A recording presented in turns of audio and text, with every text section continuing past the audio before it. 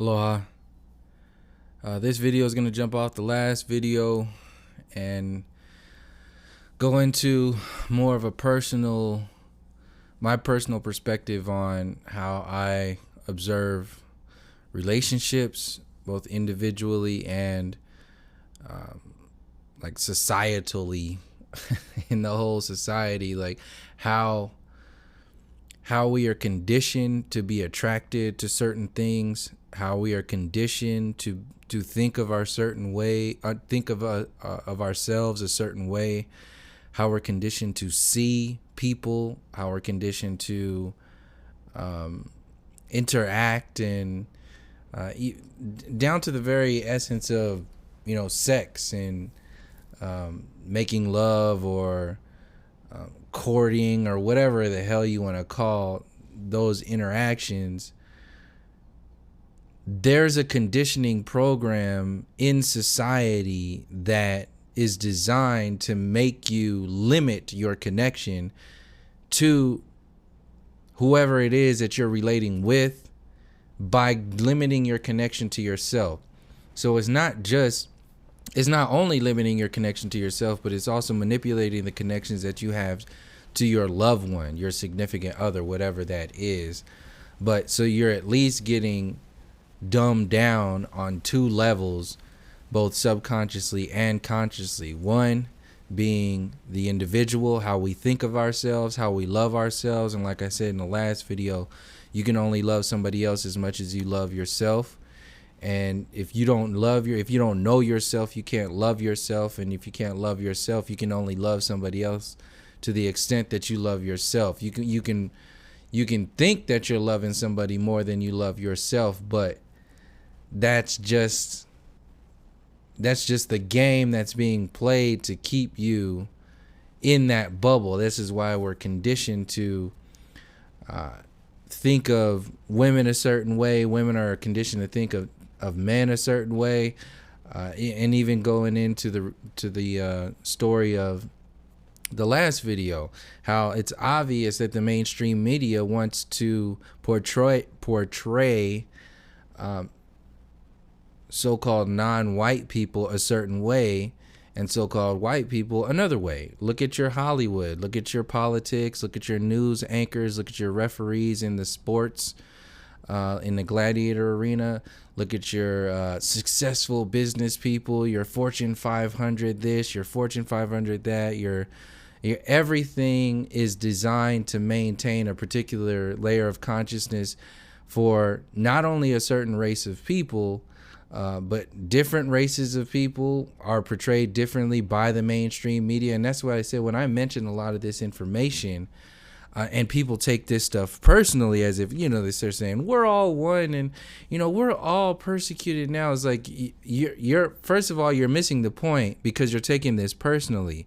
This information is not meant to be taken personally because it's not you that's doing anything. And by you putting that perspective on me as if I'm putting that on an individual, you're at least twice jacked up there, because one, you're missing the whole point. Two, you're painting me as something that's not there. And then other people are going to see that, and then they're going to jump on the bandwagon, because the easiest thing to do is jump on a bandwagon, and nobody could think for themselves anymore. Everybody's just like, oh, what did this comment say? Or what did that YouTuber say? Or what did this Facebook, Twitter star or celebrity say? Like, oh, I'm on that crew. So that's that whole thing that we're still getting out of now, and that a lot of people who are new to this channel can't really see when they approach this channel and only see a couple of the videos and haven't seen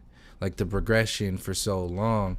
I'm seeing that over and over and over again, so I don't really pay any mind to it. So I would suggest for people who are new to this channel and you automatically go into the comment section, before you do that, go check out some other videos. You're gonna more than likely answer your own questions before you get into that whole, like, whatever it is you think that I'm missing, or that, that's not to say that I haven't missed a few things. What I'm saying is that the majority of the comments that I'm seeing I can assume they're from newer viewers or subscribers, and I would just suggest that people look into a lot of this information and stuff that I've already spoken about before the comments come. So, at any rate, man. Oh, and in response to that, that video where I was, it's not really making fun of Richie from Boston. Like I said, I respect that dude. He's putting out a lot of positive information, a lot of information that people need to know about. It's very important. My thing is, like I said, I'm speaking to these YouTube creators as if, they talk about this as a community and all that. And what confuses me a lot of the times is that certain topics in this so-called conspiracy or woke communities or flat earth, whatever communities you want to, conscious communities, it's still certain topics that are off subject. You can't talk about certain things, even in truther communities, even in so-called conscious and conspiracy theory circles. There's some things that you can't talk about. And that's my whole point of addressing a lot of this information, is that if there's information that you can't talk about in a so-called conscious community, well, then you need to start analyzing your idea of truth or truther communities of information, of what it is that you're actually talking about. So yeah, to go back and close out that Richie from Boston thing, when he put that video out about the chemtrails and saying like this is the most important video, I was like, man, I just had to share how I felt when I saw that, because it's just another example of like how Alex Jones doesn't talk about flat earth or doesn't talk about other important issues. Well, I see that with people like specifically Richie from Boston or other channels too. So I'm going to say something about that, not to have an expectation on them, but to just to throw a seed out there, or throw like a little thread out there to either we can talk about this, you can share some information about this, but hey, regardless of whatever it is, this information exists. And if you're constantly, in my eyes, it seems like beating a dead horse with all the chemtrail stuff. When I'm talking about the colonial program and the infrastructure of the human storyline, that it envelops all of the chemtrail storyline. It envelops all of this information that has come to be as of today. So all of the broken relationships, all the broken education, all the broken ideas of yourself, the political scenes that are designed to make you fight yourself and implode. This includes chemtrails. This is all this other stuff. So when I hear conversations or videos over and over and over again talking about chemtrails and talking about CERN or talking about whatever's going on in the mainstream world as if it's new, I have some questions. I have some concerns. I have some information that I would like to spitball with some people in order to expand the conversation. But like I said, some people aren't in line for that. Some people don't have any interest in that, and they have a particular scope, and they're going to stick to that, and there's nothing wrong with that. But that video was just like another example of what I've been seeing within all of these other so-called truther communities and conscious communities, is that we get kept in these bubbles, or we get kept in these, once you get on a roll with a particular style of information or focus of topics or subjects or whatever it is, a lot of people don't want to lose subscribers or rock the boat too much or step out and talk about something they might not be completely comfortable with, because for whatever reason, for many reasons, but how I'm seeing is that a lot of people don't want to lose whatever's comfortable for them. And that's the thing, like, while you're comfortable and in your little conscious corner, your conscious bubble other people are still dying day by day. And I'm not saying that people like Richie from Boston are, apathetic to that. What I'm saying is that if and when we start going to the deeper layers of the infrastructure of how and why these programs came to be, how and why chemtrails came to be, how and why the power to create a chemtrail program, how did that come to be? If you face chemtrails head on a linear perspective like checkers, you're going to lose because you're not really understanding the depths of this storyline. You're not unraveling the power beneath the power to create that program in the first place. If you just get people riled up that chemtrails exist, yeah, you might get people cause some other people to ask some more questions and, release some more information. But then again, what's going to happen after that? You're not dealing with the infrastructure. You're not dealing with the system itself. You're still addressing the system as if it has any credibility or any validity of having any power in the first place. We have to remove this illusory sense of power that the system has in the first place. If you remove the only way you can remove that is if you go to the depths of the origins of how this power grid was created.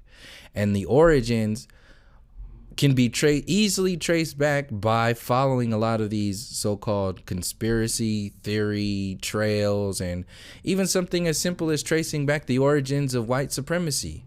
Just for one version or one thread to disassemble this program, to start to see more clearly how the psychological warfare works. If you want something as obvious as can be, start looking into the origins of where racism came from. How racism is used to create power in society today. How racism was used to slaughter and genocide the indigenous people across the earth. Like, how many people can actually say that they have done that? So this goes into the part where I was talking about the relationship with yourself. If you don't know your story, you can't know yourself. And people want to get around that story by creating this other story talking about we're all human, or we're all on flat earth, or we're all part of the creator and we're all the same. Saying that we're all the same is like saying you're just ignoring the depths of everything that happened before now.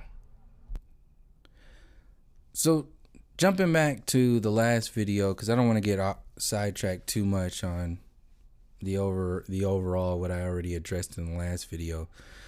For this video, I wanted to get more personal in reference to relationships. And like I said in the last video, the difference between emotional consciousness and informed consciousness, or conscious consciousness, whatever you want to call it. Not conscious consciousness, like information, like an emotion that's triggered. An emotion that overtakes somebody is an example of somebody being consumed by an emotional consciousness, whereas an emotion that is experienced but is computed, like in a sense, from an informed perspective, that's a different kind of processing. That's a different kind of perspective. That's a different person, really, if you really want to boil it down to like the nuts and bolts of experiencing your reality. Somebody who is subjected to reacting to their story or reacting to the experience around them is going to be a different person than somebody who is aware of their reality from a space of micro detachment but macro connection. That's how I explain it to a lot of people, is that in order for me to talk about all this information, you can't be connected to this, like every single pebble of information. Otherwise you would implode. This is like the difference between like when somebody says, I'm not my art. Like, my art is one thing, but I'm a different person. This is just the way I express myself. Well, the same goes for the art of this language or this information, in a sense that I'm talking about both the microcosm and the macrocosm. The microcosm, for example, could be like the relationship that an individual is having with their own journey. That journey is, and that individual has their own time, has their own versions of challenge, has their own, has their, everything is very specific to that individual, and that individual is always the one that's in charge of that reality. Now, you can argue to the umpteenth degree, mind controllers coming in and conditioning an individual who's on their journey to think, act, and feel a certain way. Well, in my eyes, an individual, an outside entity, will only always max out at the 99th percentile of being in control of your reality. That's like somebody who's completely in a Stockholm space, and just imagine a kid that was kidnapped and then they were raised for like 30 years by their kidnapper, and now that's another person, to the 99th percentile of taking it to the extreme. But the individual, you will never be able to separate the physical relation, the individual, from their experience. That will forever be until they're not in this physical reality anymore. So what's happening is you have this collective manipulation of both the conscious and the subconscious reality of every individual and the society as a whole, society across the board, across the earth. And what's happening is that people are replacing their own expression, their own ideas of themselves, their own perception of their soul expression. They're swapping that out for a mainstream materialistic version of whether it's masculinity, femininity, success, power, control, whatever it is that is attractive to an individual. They're going to express it. If they're locked in that program, they're going to express it from the perspective that's already been pre-positioned for them. Like, for an example, when you go into the military, they teach you how to be a soldier, and in a sense you learn how to be a man, like a good old American man. And then they teach you all these values. They're not just teaching you how to be a soldier, they're teaching you how to be a human being. But they don't tell you that, though, because if they tell you, they're telling you, like, if they go into the infrastructure of humanity, then that will actually implode and disassemble the alchemy that is used to maintain control over you as a soldier. If you were to go into the depths of who and what you are as a soul being, as a human being, if you were to spend weeks, months, years investigating that, you will eventually raise your consciousness to a space that completely envelops every part of the military, every part of Western civilization, every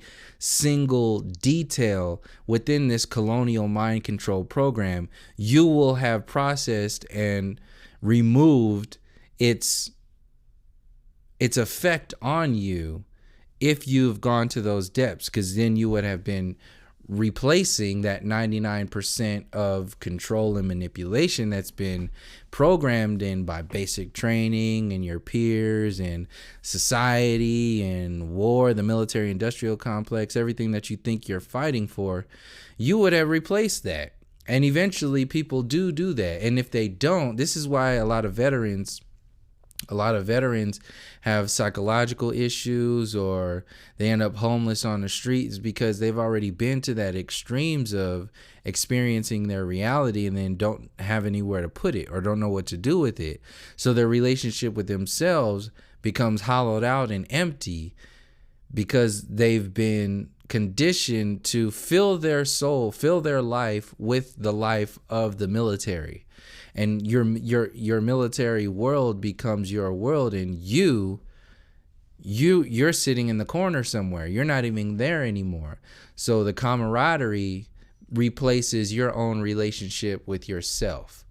Your relationship with taking care of your body takes precedence over taking care of the expansion of your consciousness and the expansion of your intellect and the interpreting of what's going on in society. So it's just like a soldier who who's like getting ready to retire from the military, and they come up on an awakening before they're retiring, they can't start researching like the infrastructure or the what's going on with colonialism and the military industrial complex. If they were to do that, they would implode. They're researching their own selves. They're gonna have to do something personally. And so once they get that information, so people know that they're going to have to do that. So what happens is most people just avoid the work.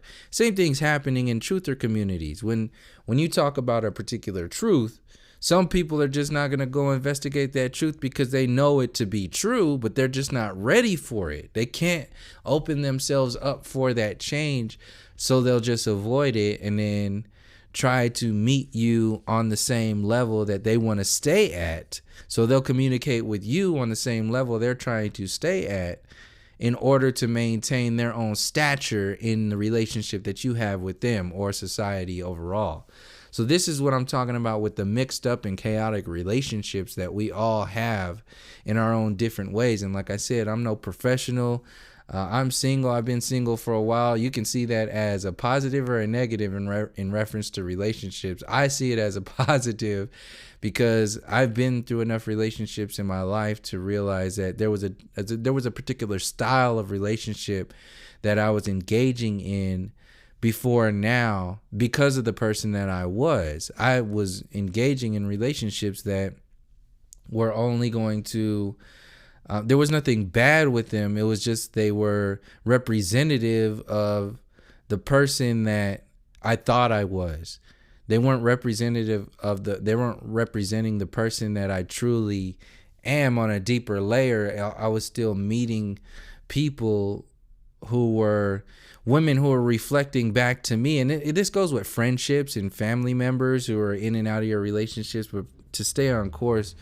And to make it more like central to people, because a lot of people can relate to relationships. You attract the challenges. You're not just attracting your love. You're not just attracting like that's just the fluffy fairy tale shit that we're told from Disney commercials. And we're told that Disney movie sort of romanticizing version of relationships.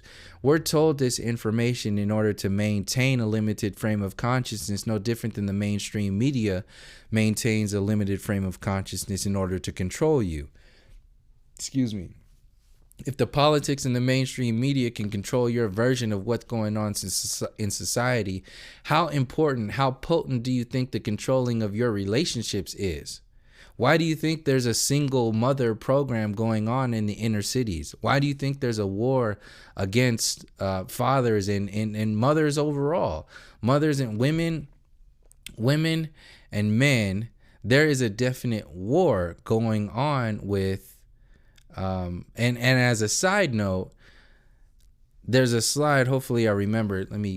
Like this slide is showing you right now, this is a good example of the manipulation that goes on in society in order to keep you from going to the depths of all kinds of different storylines. So this image that you're looking at right now is showing you, I'm not looking at it right now. I remember Jim Parsons, whoever it was, talking about gay representation in the movies on Colbert. So this is a thing that so-called black people and so-called black conscious communities have been talking about for a while in reference to all these other agendas, the gay agenda, the LGBT agenda, or all these other movements, the feminine movements.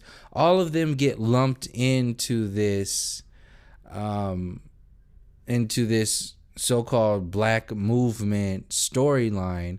What a lot of people don't see is that the intention behind that is to water down and muddy everything as if everything's the same way the New Age community is talking about this oneness and unity and we're all the same way people talk about race in the New Age community, the same effect that has on people realizing what actually happened in the racial storylines, why this stuff was invented, how it has affected us in the past, how it's affecting us now.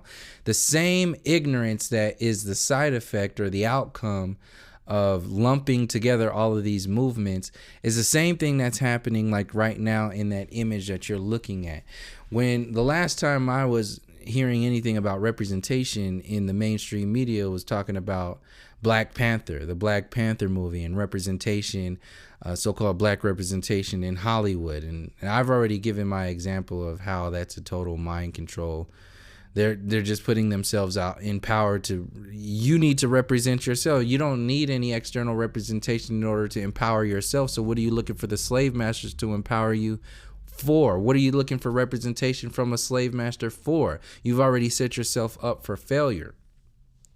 So that story exists. That whole thing exists there.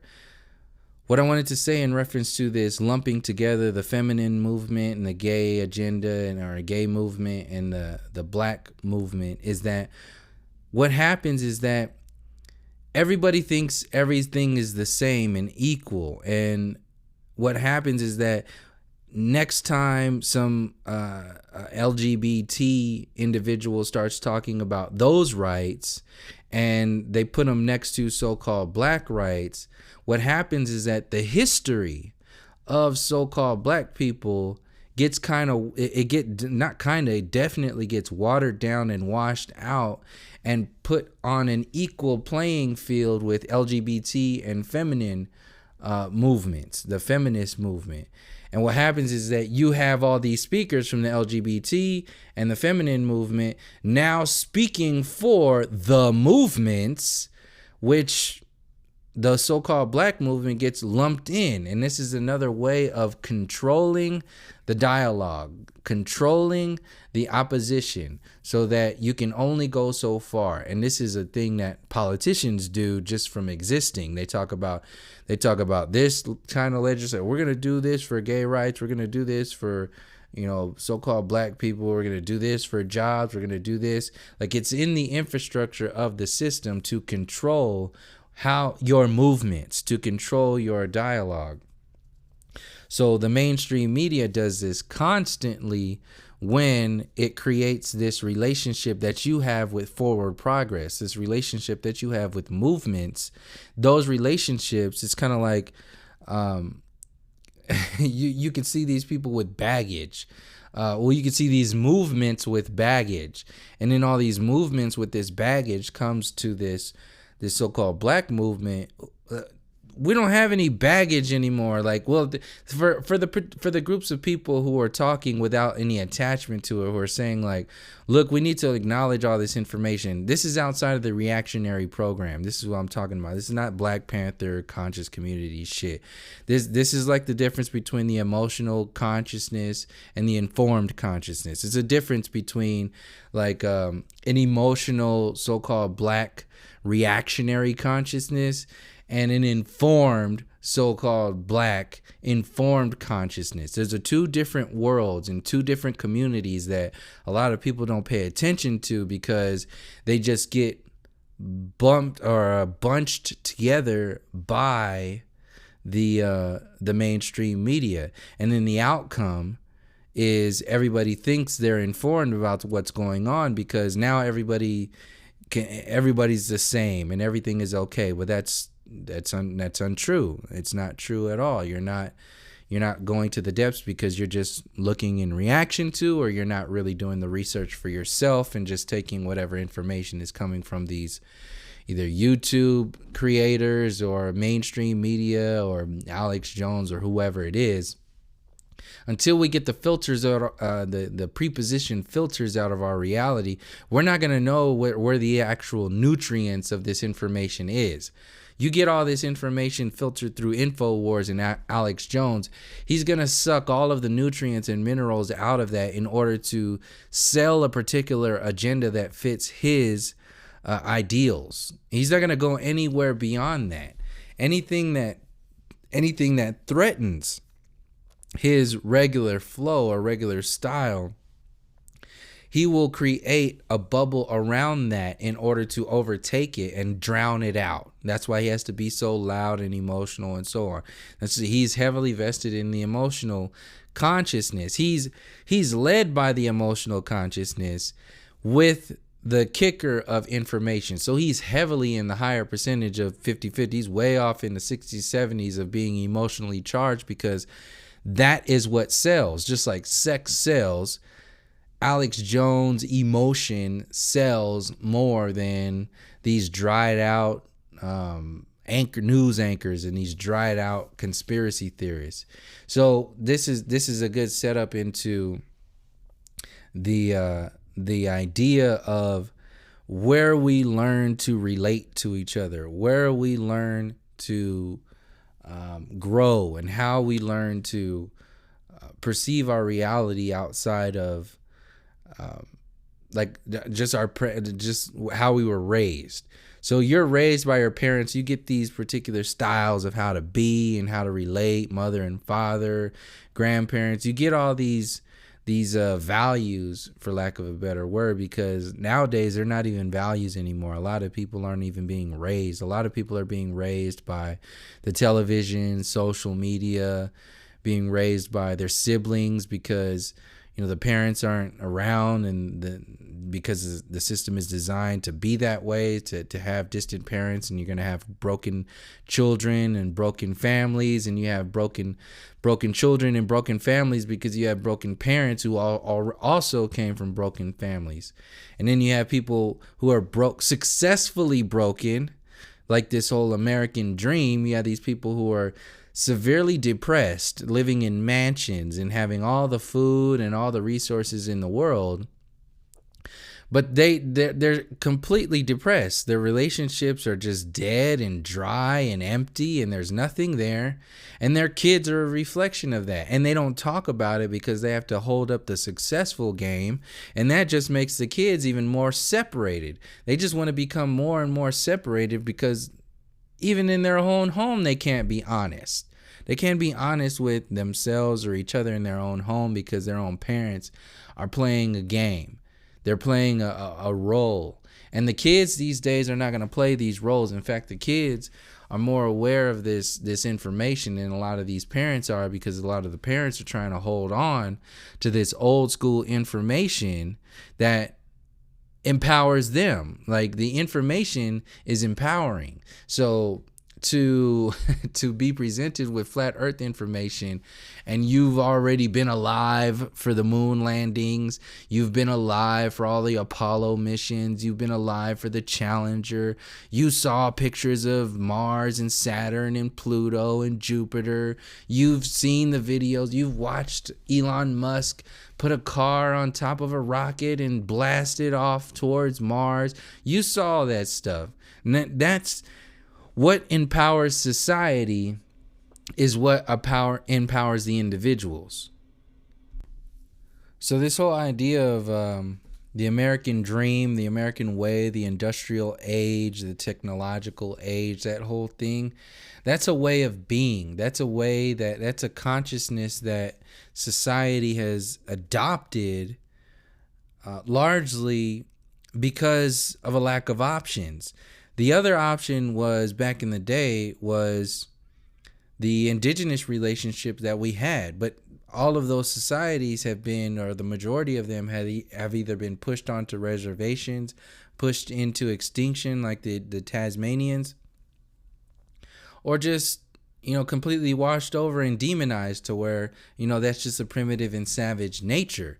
Where, like I've been saying in a lot of these other videos, the intelligence that we see as intelligence today is not really intelligence. This intelligence that people perceive through the university system is just regurgitation. It's just information memory. See, there's a difference between memorizing something and actually being filled with intelligent information. We all know this who went through the public education system, even the university system. If you have a great memory, you're going to get straight A's. It's just about memorizing and regurgitating shit. Whereas information that was coming from the ancestors, when you're sitting around fires and telling stories and sharing wisdom, this is information that exists inside the code of who and what you are.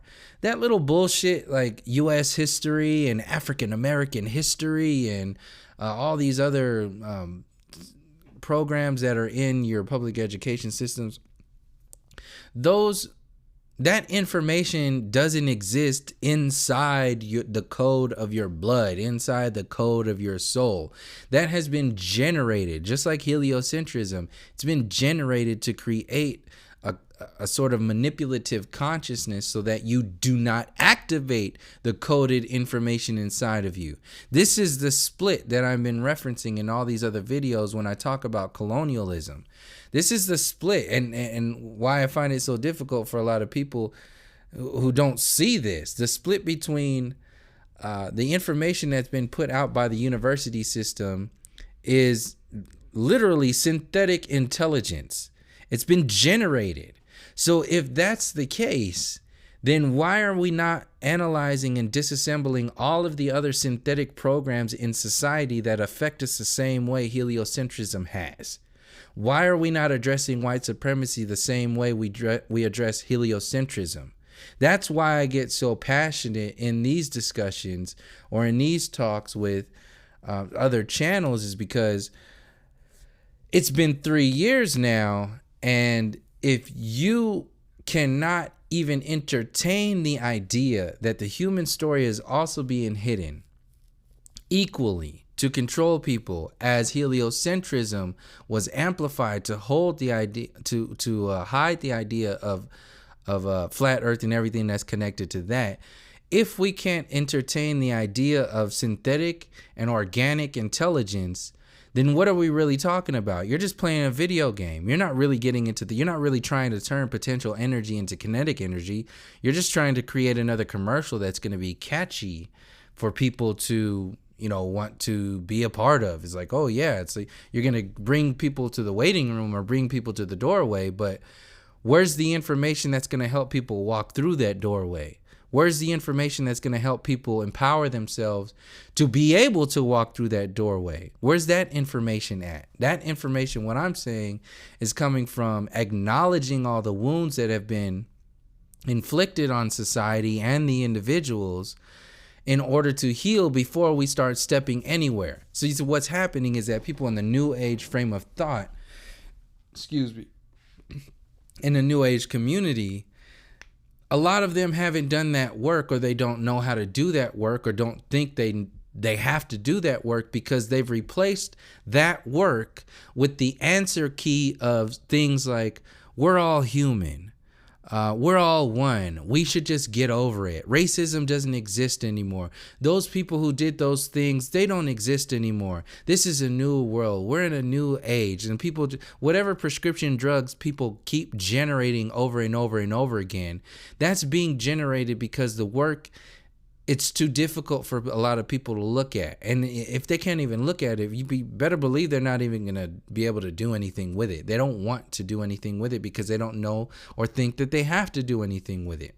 So that's where a lot of these blockages exist inside of the individual, and these blockages exist inside of society, whereas those blockages are not seen as blocks because they're filling holes in our beingness that we don't even know is there. They're filling holes in our society that we don't even know is there because the information has been hidden.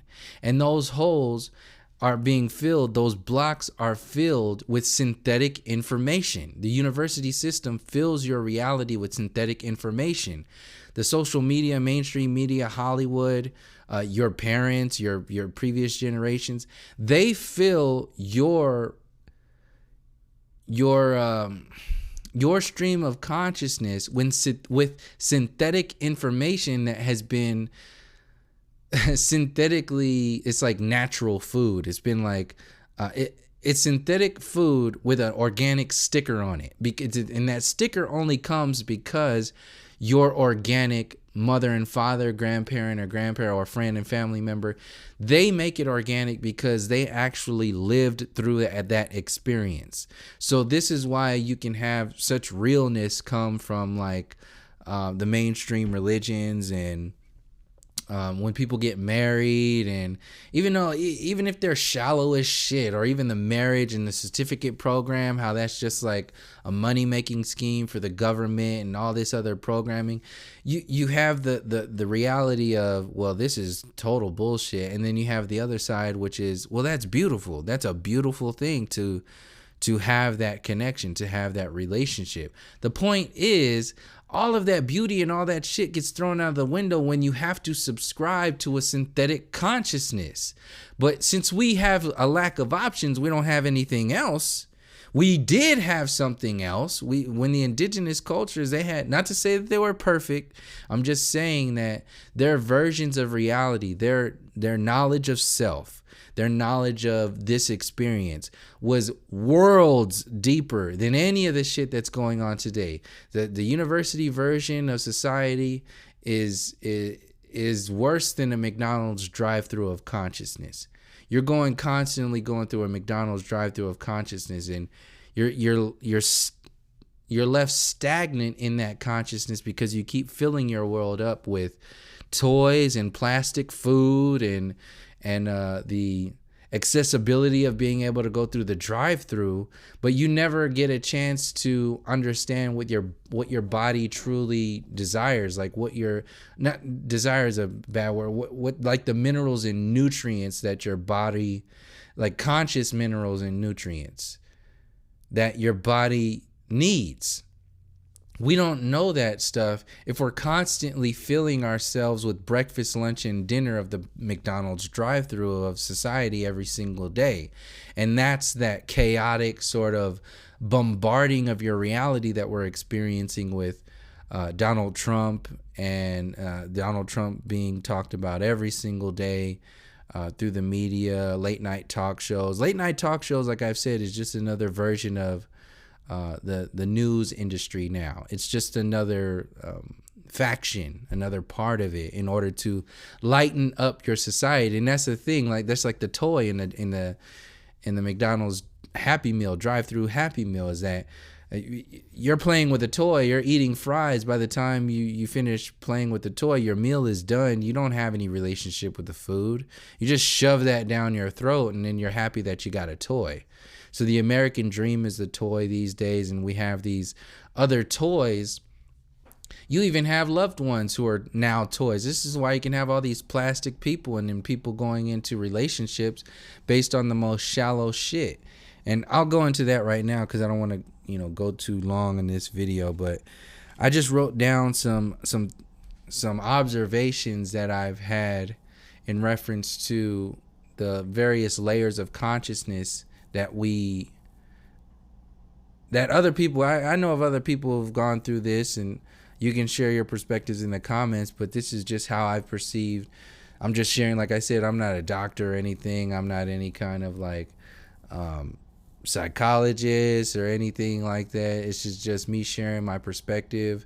I'm not qualified to give anybody any advice in any relationships and anything like that. Like I said, I haven't been in a relationship, like really deep relationship, for a while now, because I realized who I was when I was in those relationships. Like before now, I wanted to understand, like, all right, like, what is it that I'm exactly looking for? Like, am I looking for something? Is that the problem, that you're looking for something? Like, so when you have all these questions, then you start to analyze a deeper part of yourself. And when you start to analyze deeper parts of yourself, you start to change more, and as more of you change, as more parts of you change, you start to see more. You start to see more of reality, and vice, and in return, you see more of yourself. So as you grow in consciousness, or as you grow in observing your reality, you're going to have that, you're going to be putting that signal out for whoever it is that you're supposed to be with. We're not even allowed to we're not even allowed to go into those conversations because everything is so McDonald's drive-through. This is what online dating sites are, this eHarmony, Tinder, and Match.com, and all that stuff. All that stuff, it creates this accessibility based upon what? The physical. There's nothing there that is. See, your soul relationship is secondary when actually your relationship with yourself should become first before you get into a relationship with somebody else. And what happens is that you have all these broken people looking for other people to fill the broken sides of them as if that's their responsibility. It's not their responsibility. They might be able to help you with that, but that's not their responsibility. And this is why you have a lot of fighting in relationships, because what happens is that in the beginnings of relationships, people are creating this space of, well, this is who I am, and you accept me for who I am, and this is who I am. Like, when that's a whole frame of consciousness, that's a whole setting up, and people know what I'm talking about when I say that. You can feel it too when you're in this relationship. They're creating this sort of, well, you're just gonna have to deal with that, and then there's no change that's ever on the syllabus. There's no like, are we gonna deal with this? It's like, no, I'm accepting that as part of who I am, and if we're gonna be in a relationship, you have to accept that too. And I can see how that's part of it. It's like, yeah, I get that, but there's a difference between accepting something that is self-destructive as just part of who and what you are, and acknowledging something that's self-destructive and something that you have to work on. Those are two different worlds and two different, like I said earlier, two different kinds of people. So you have all these people dealing with all this shit and basically manipulating each other without even realizing it. Manipulating each other with like in between like flirty conversations and discussions and whatever it is. There's this whole little like unspoken manipulation that largely a lot of the times people don't even realize it, because subconsciously there's a lot of things that get expressed in our conscious reality that are designed to keep us from imploding, to keep us from having to do that work, because we're not ready. So this is a good example of that is like if when you meet somebody and then it might feel a certain way, but the timing might be off. So that's just not, I mean, if the timing is off, then your calibration is going to be off. Your mutual calibration is going to be all jacked up. So it doesn't matter how connected you might think you are to somebody right now. Maybe that's not how it's supposed to be right now or later. Maybe it's some lingering energies or whatever it is. Maybe it's nothing. Maybe it's just you having to feel these feelings and emotions so that you can process them throughout this time, and then process them later eventually from a higher perspective. That's something that I had to do, and we all do in our own ways, but being able to put it to words is a difference. I never thought that even existed, because I never knew I never heard that from anybody else. I could see it, and you can always kind of understand, like, oh yeah, okay, when somebody tells you something, there's a difference between somebody telling you something and then you experiencing it for yourself. So when you experience it for yourself, it's a whole nother world. It's a whole different experience. So these are some good those are just some good examples of like the work that needs to get done, or the things that are going on even before relationships start. Like before relationships even get into the discussion, we have all of this work that we have to do individually. And we're already starting off on level McDonald's in the drive-thru if you don't know who you are. If you have all of these societal, conscious, and subconscious blocks, you have all this work to do. We got broken families, broken relationships with siblings, other loved ones, mothers and fathers, grandparents, friends and families, co-workers. You have all these different styles of relationships, and largely a lot of them are going to be reflective of the society and all this generic synthetic ass information and synthetic definitions of who and what you are, that we never even get into a real relationship. And even if you get into a real relationship, I mean, the real is obviously relative, but it's like real in a reference to like not being synthetic, like not living, like not loving somebody because of their car, not loving somebody because of their job, or not loving somebody because of only because of the way they look. And that's a good segue into this kind of category of attraction, that once you get into that space of neutrality, to where you've cleared out a lot of your projections in your world, to where you're not looking for somebody to be your other half, like you're at least on the path of fullness without being with somebody else. You don't need another broken soul to come fill the gaps of your broken ass and your broken reality and your broken friendships and your broken whatever, mommy and daddy issues, whatever the hell that is. You've already processed. You can see how that's another world. That's another thing that people are dealing with.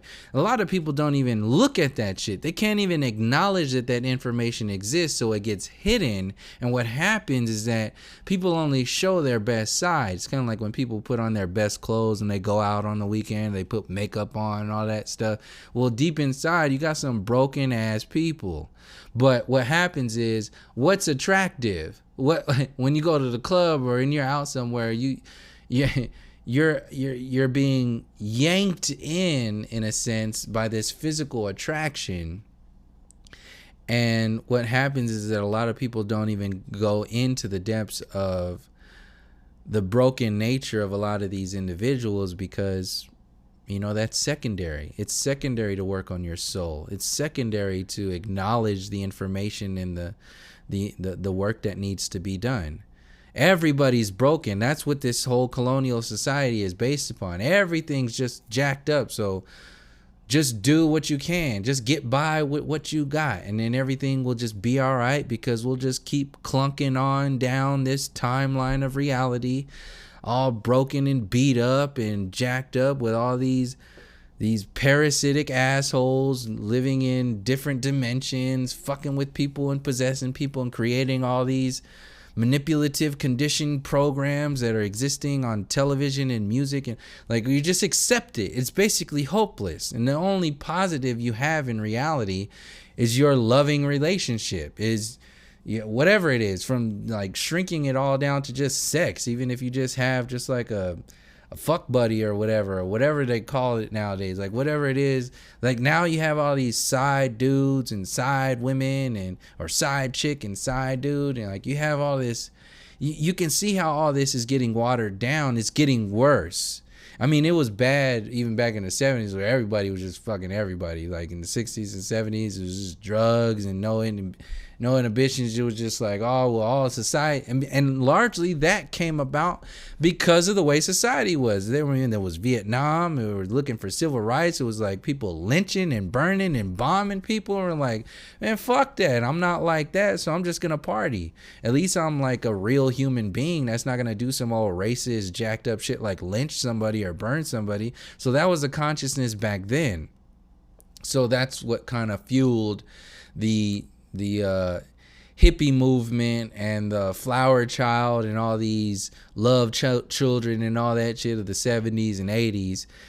But still, you can see the emptiness. The emptiness back then was just filled with LSD and mushrooms and people going to war to fight Vietnam, and people protesting war and the war in Vietnam, and people fighting for civil rights. Like, all of that, you can see it's still not going into you owning your own power from a space of it already existing inside of you. Everything that we have in mainstream society and reality today is largely existing in reaction to a broken system. And this broken system is we've empowered it so much that we don't know what else there is, and that what else there is you. We don't even know who we are.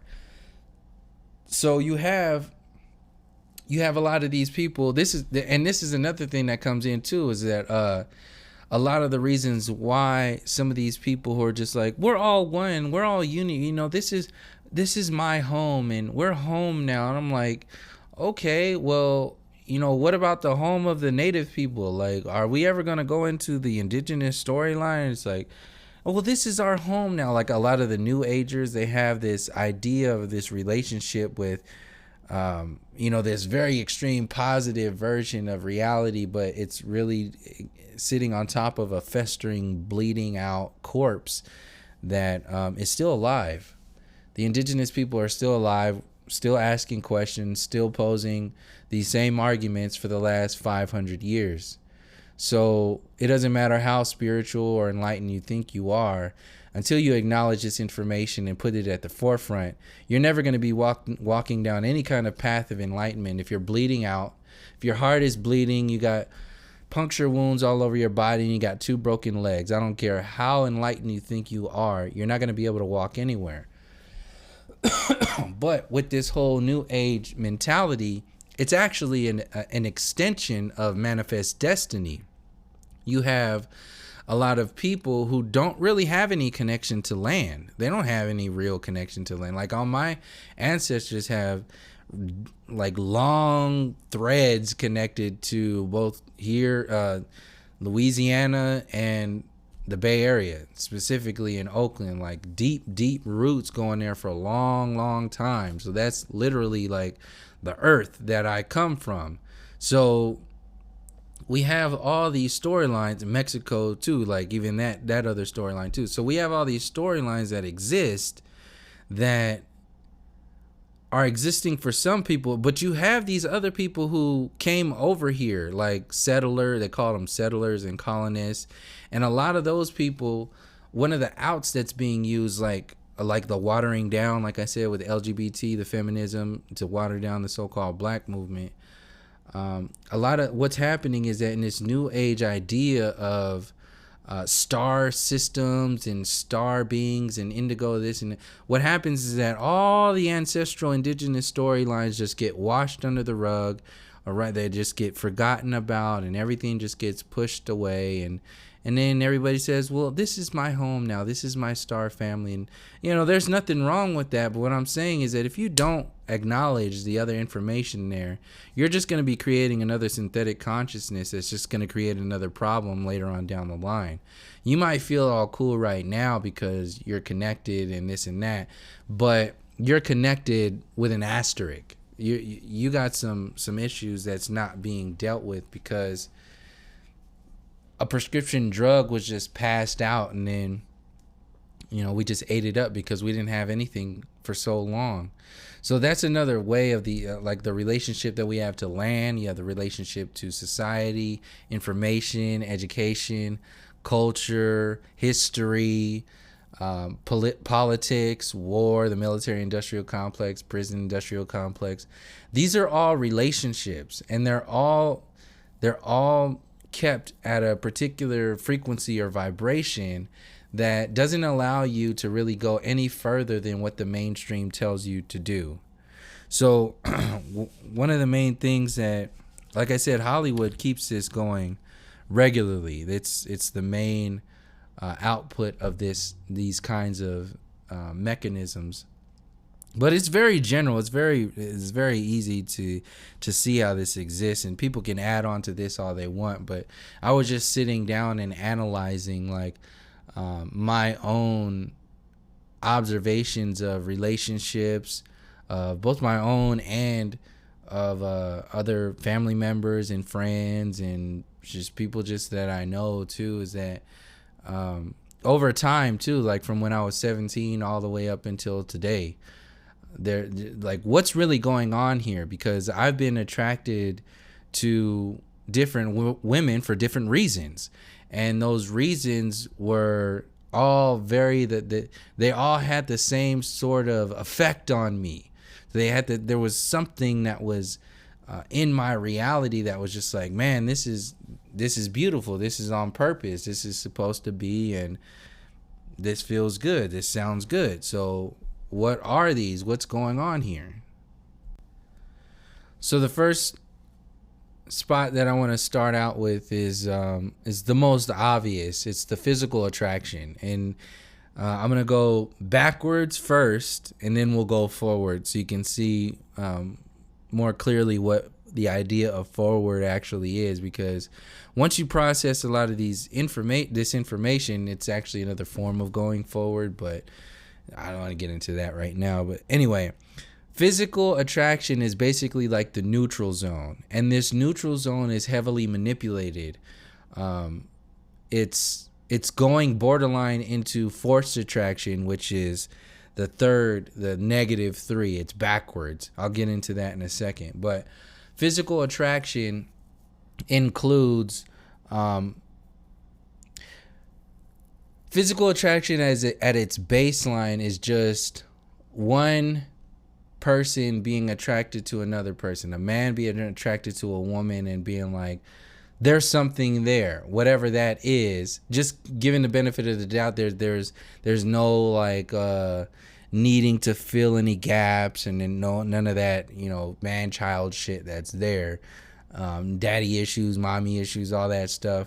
There's some kind of physical attraction, and then you can meet on a level playing field. You're both neutral there, and that's part of it. It's not the only thing, but it's part of it. And obviously the physical is just an expression of the psychological and the spiritual. So the physical is just something that's just more obvious than the other things that you might not even knew about the person, intellectually or spiritually. But the trigger was there. It's this physical, and it goes into reproduction and so on and so forth, and you can get into that all you want, but that's basically like the neutral zone. Just like your bare minimum physical reality exists, you have this attraction.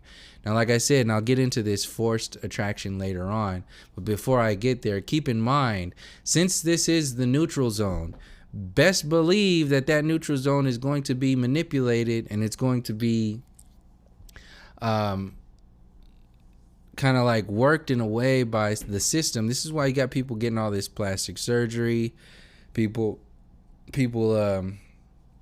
just these shallow ass celebrities, and there's nothing else other than the physical. It's like, oh, you guys look so good, so you should just be together. Like, what the hell kind of shit is that? Like, how? It's not very deep at all. We don't barely know each other, and that whole thing. So anyway, point being, what I wanted to get to is that through manipulating your hormones, through manipulating your food, your water, your psychology, through cartoons, through TV shows, through the education system, through politics, through all these celebrities, all of those are different forms of manipulation, can be used as different forms of manipulation, and are being used as form of manipulation to manipulate you to stay trapped within the neutral zone. At least stay in the neutral zone.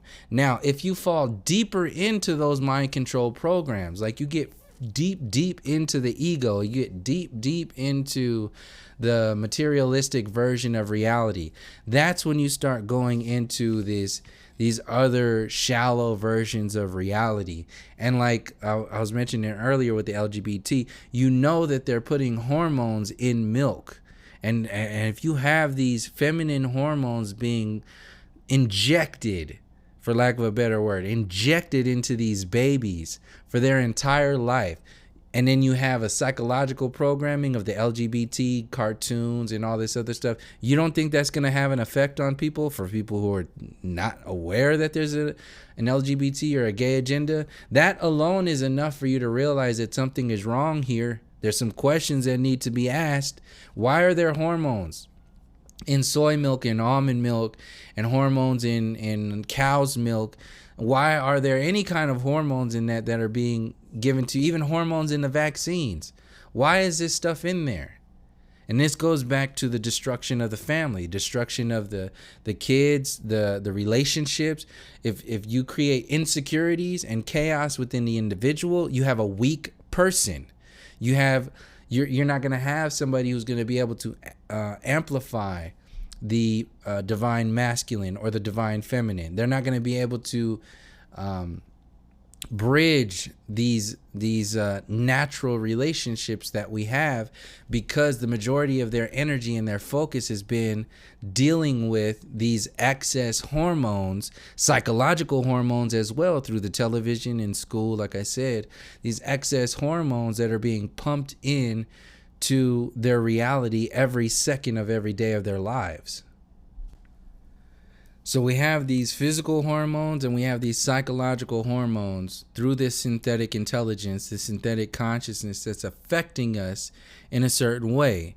It's making us think, act, and feel a certain way that will create overall a very weak-minded and physically weak, psychologically weak, and spiritually weak and chaotic society through years of family dynamics that are being destroyed, family members and matriarchs and patriarchs that are being destroyed, and from every angle, physical, intellectual, and spiritual, every angle. And all of it is connected to these various styles of relationships that we have and attraction. So what do you, they're telling these kids that this kid was gay when since as long as he can remember, since he was a kid. But these kids are being injected with these hormones at, babies, through vaccines and, cow's milk and all this other stuff. The kid doesn't the kid has all these friends who are going through the same thing. Then they have cartoons that reinforce these insecurities. Next thing you know, these kids have conditioned themselves into thinking that they are a certain way and never acknowledging the facts that they have been psychologically conditioned with these hormones and physically conditioned, manipulated with these hormones to think, act, and feel a certain way.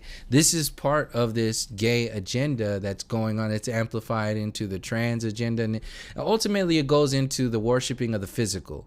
Like the physical, once you get into that, you're trapped. So that's another layer of trapping. Just think for an example, like somebody who gets trapped in this kind of consciousness. And I'm not saying everybody, obviously, it's not everybody who is gay is because of the hormones. I'm just saying that it's a thing that exists. So don't get butthurt in the comments. I'm talking about it's a thing that exists, and you have to acknowledge the fact that there are some people out there that have been manipulated through their hormones to be a certain way. That's a known fact that's out there. If you haven't seen it, then you need to research it on your own. Just think about how that's affected people on a massive scale. So you have these people who are out there, completely enveloped in this idea of themselves. They have these own insecurities because they still have that part of themselves that's not subjected to the hormones. They still have that internal knowingness that something else is there that, is more right than what they have been chemically imbalanced to believe in.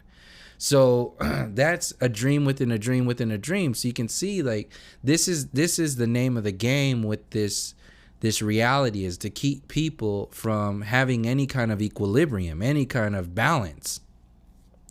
So they see whatever gets presented to them in their physical reality through the eyes of all these filters that largely are not existing to for their benefit in any kind of way. They exist largely to control and manipulate people. And when I go through these other ones, you'll see how that's also it's something that's obviously happening. So basic physical neutral zone attraction is only one step up from what I'm calling like this professional attraction, because this is a thing, and this is -1. This is -1 relationship attraction. This is below the neutral zone attraction. So like I said, even though the most spiritually woke whoever meets a man, meets a spiritually woke, whatever the fuck that means a spiritually woke woman, they don't, meaning meaning just hypothetically, they don't have any shit to clear out. They're just there to have a relationship based upon growth, like expansion and growth in the most positive and natural way. They don't have to fight and argue all the time to learn a lesson. They're helping each other grow in more healthy ways. So that's like a very general example of like a neutral zone on its bare minimum, and then two people are just like, hey, let's meet because you're physically attractive and I'm physically attractive to you. And that whole basic thing. So that's there. Now, obviously, like I said, all that other shit that's beyond that's outside of the physical, I'm probably gonna mention in this list right here because there's only 3 other layers that I got to before I said that's pretty much the the majority. So professional attraction is mostly like this whole status thing that people are attracted to. If you're attracted to somebody's car, or you're attracted to somebody's job, or how professional they look, or even like women who are attracted to soldiers. Like when I was in, women go crazy off of the uniform and that whole thing. Like, you see, if you're thinking about, it's very basic. It's very kind of like survival mode. It's like, I'm so attracted physically to this kind of thing that it's just automatically just like it needs to be expressed physically. So sex is the way you express it, or kissing or dating or whatever it is. Like ultimately it goes into sex, which is reproduction, and that whole thing. That's what society puts out there, and you're normal if that happens. Like if a regular professional woman goes out and meets a professional dude, and they're only attracted to each other on a professional status, they don't even have to be physically attracted to each other. These relationships exist out there. There's people out there that are only together because of their professional relationship. That's it. So that's at least 2 layers of removing yourself from the soul. Like at least the physical has some kind of, like I said, if these are 2 spiritually neutral people who are just like attracted, they never met each other before, and it's just their physical that sparks to something. At least that's there. At least that's something. But whereas you got these people who are like,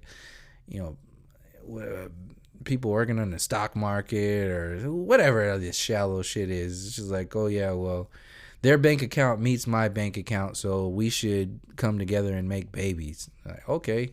That exists all over the place. Even the so-called conscious community, black conscious community, it's the same thing. And that could be mirrored with this whole black business and all that whole thing in reference to the American dream and not facing all. I don't want to get sidetracked. So anyway, professional attraction. That's one space, one rung below physical attraction, because people can get this. They can get into a relationship from a physical attraction and have babies and die, and then they can get into a professional attraction and then have babies and die. Like that's their whole lives. Now the next space is below that is reactive attraction. So it's like this forced attraction based upon the other person's attraction. So this is where people who are lonely, they get into relationships, or whatever it is, they're reacting to something. So society is making them, get into a relationship, or force themselves into it. And this is, I don't want to get too much into forcing the relationship because that's the next one, but ultimately it involves just like or jumping into relationships because of social expectations. It's reacting to. So like like if you're a certain age, then you're reacting to people saying, when are you gonna have a baby, when are you gonna get married, or if you're in a certain culture, then you have people forcing, or see, that's getting into force, but reaction, like you think it's naturally happening if you're culturally reacting to something. But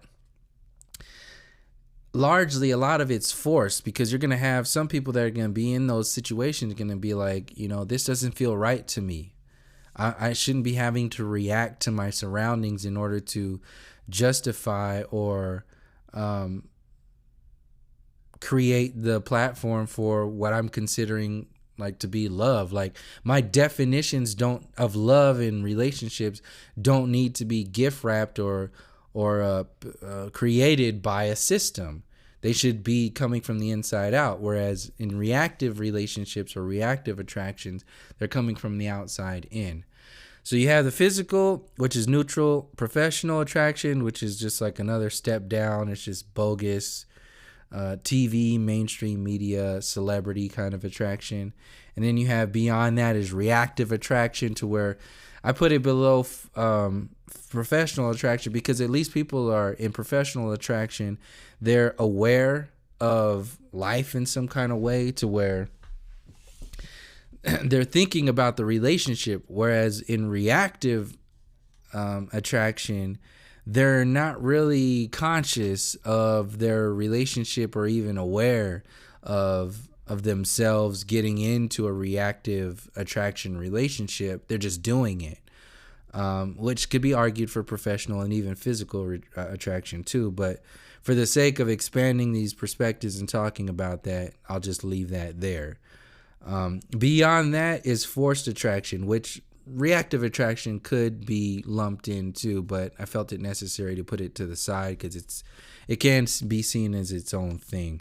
Because forced attraction goes so deep. Like, forced attraction goes into the manipulation of hormones, the manipulation of society, the manipulation of family dynamics, and even the masculine and the feminine, and this whole, even in religions, and where you get this literal, just like, you're going to marry this man, or you're going to marry this woman, or that whole, it's a setup. So basically your natural love and your natural identity gets taken out of it, and it's just it's a business now. It's a baby making business now. So as I've been going down this list, all of this is focusing on marriage and reproduction, and marriage and reproduction is beneficial to the slave system. So this marriage and reproduction slave system is the reason why it's promoted so much in the mainstream media. Celebrities always getting married, celebrities always having babies. You always hear about their baby talk and their baby this and their marriage this and their marriage that, but you never really hear from the actual individual. You never hear from the heart and soul of an actual person about how they feel about society, how they feel about reality, how they feel about what's going on in the world. They can't allow you to have that kind of relationship with them, because you will eventually see how dumb a lot of these celebrities are, but you will also see more human sides of them, and more in turn you'll see a more human side of yourself. And the more humanity that you see in yourself, the more inhumanity that you'll see in society, and you'll actually end up doing something about it. But if all of your life and your focus is focused only on the microcosm of you, your own kids, your own family, your own wife, your own husband, your own job, whatever it is, you can easily be controlled and manipulated, because you've created a kingdom within a kingdom. You've created a dream within a dream. And as long as your kingdom falls underneath the rank structure of the colonial kingdom, and the colonial kingdom is doing A-okay, it's just taken care of, and then you're okay. You don't have to do anything. You're successful. You have kids, you have a car, you have a job, you have a house, you have friends, you have family. That's the only thing you need to do in this reality. You can cash out whenever you like. That's the basic Big Bang Theory sort of mentality that's getting promoted pretty much each and every day.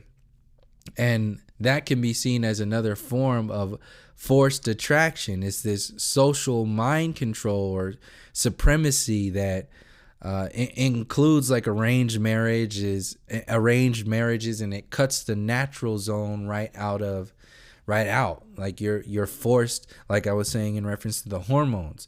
The hormones is a forced attraction. If you want to take it that far, if you that far, you're being forced to feel, think, and act a certain way through these hormones.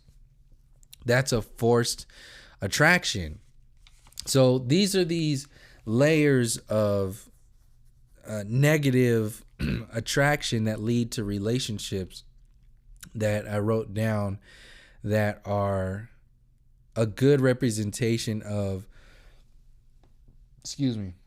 the emptiness that exists in a lot of people that's just accepted as normal. And then we just carry that on and hand that down to the next generations without really doing anything about it. So all these kinds of realities exist inside of each and every individual in some kind of way if they haven't done anything with it. The thing is, what are we being kept from? When you're kept in a forced relationship or a forced attraction or a reactive attraction or a professional attraction, what are you being kept away from? So like when I, when I started writing these down, I was writing these down because there were three types of attractions that I was realizing that I'm attracted to when I'm looking at a woman. And that whole thing is like, all right, well, there's obvious the physical attraction that's there, but is that it? Is there something more? Obviously. So that was kind of like step one and kind of laying all this stuff out. And then I started going back in the past and analyzing relationships. And then that's when I came up with seeing the physical neutral zone, the professional attraction, the reactive attraction, the forced attraction. But that was in reference to the physical attraction, which is the obvious neutral zone. It's not gonna, anything neutral is not gonna present anything beyond that. It's just gonna, you're gonna be spinning your wheels. If everything that you do in your life is gonna be based upon physical attraction, then you're gonna max out at that layer of consciousness. So if your relationships are being brought to you by physical attraction, or brought to you by professional attraction, or brought to you by reactive or forced attraction, then you're going to get for the rest of your life, and the very what's that? The minority of people will be able to break out of that. The majority of people are just going to hold the line and be like, this is successful. We did it. They're going to be like, high five. We made it. We did it. We're the one. And then not ever realizing that, there was a whole bunch of gaps in that reality that weren't really looked at. But beyond that, it was the physical. It's obvious. You have this physical attraction. You can be physically attracted to somebody that, psychologically or spiritually makes you regurgitate. Like, you're just like, ugh. So, but it's still there. But is that all of who you are? Is there more of who and what you are than just what you're reacting to or just what you're physically attracted to? You have to ask yourself that. If not, then you'll kind of like allow those relationships to continue on and you won't hold that line. So this is what I was realizing in my previous relationships, the ends of those, to where I was just like, all right, well, I'm not going to get in it. The ends of these relationships weren't, my fault. There's no fault there. There was a growth pattern that we grew out of, or whatever it was both of us to where it wasn't working anymore. So we split. So the thing is, you have all of these different parts of these. You can see how intricate this story is, and this is just for an individual. Now keep in mind, as I'm talking about all this, how this affects and how intricate this is for society, a collective, an entire consciousness of people who are conditioned to think, act, and feel a certain way. So, and we're kept, and this is the thing, we're kept from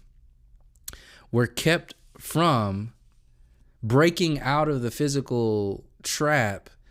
Because once you get into the intellectual or psychological consciousness and the spiritual consciousness, that's when you start challenging all layers of consciousness. Not just your individual self and clearing yourself, but you start to change everybody and everything that's around you. Because now everybody and everything that's around you has to now adjust to the layer of consciousness that you have now brought into this physical reality. It was hidden before then, but now when you connect that and you start talking about it and you express it, you're creating another world for other people to see that they might not have never known even existed. So this is why there's so much focus on the physical, materialistic version of reality down to the very basic nature of your relationships, is because it keeps you blind. It keeps you emotional. It keeps you stagnant. And it keeps you, just like I said in the last video, the difference between anger.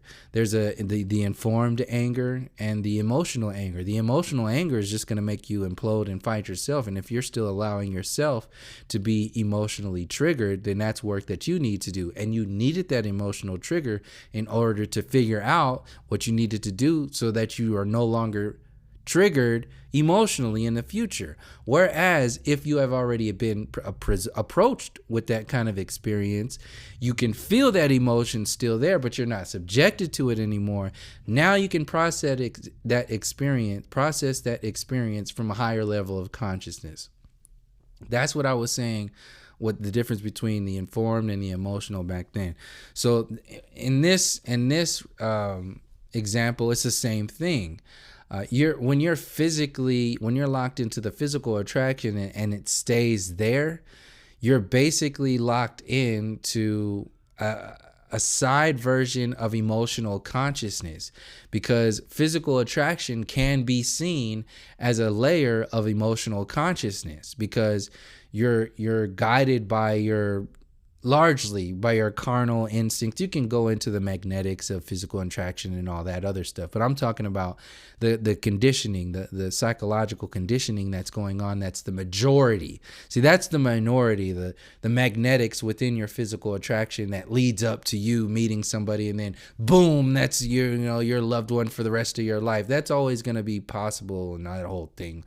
But the majority of people, in reference to psychological conditioning, there's the basic neutral zone of physical attraction can be easily mirrored with the idea of emotional consciousness.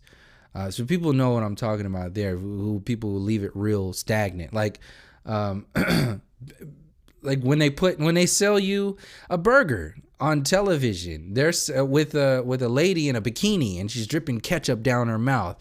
They're playing your emotion, your sexual emotions are being triggered. You're also being triggered to think of this kind of woman. What kind of woman is being portrayed through Hollywood? What kind of man is being portrayed through Hollywood? What kind of character is being portrayed through Hollywood? You're being conditioned to think and be attracted to that at the same time. You're not attracted to like the uncool kid and all that, the uncool crowd and that whole thing. Oh yeah, we're not attracted to that. We're part of the cool crowd. That whole thing. You're not attracted to. You're conditioned to be attracted to the valley girl, the jock, the high school mentality, the PG-13 mentality. That's what all these movies are. They're PG-13. They're playing your child mind, because your child mind could easily be triggered emotionally. That's why everything is so emotionally charged with Trump and Twitter and politics and war and fear and lust and love and all that stuff. It's all channeled straight into your emotional strings.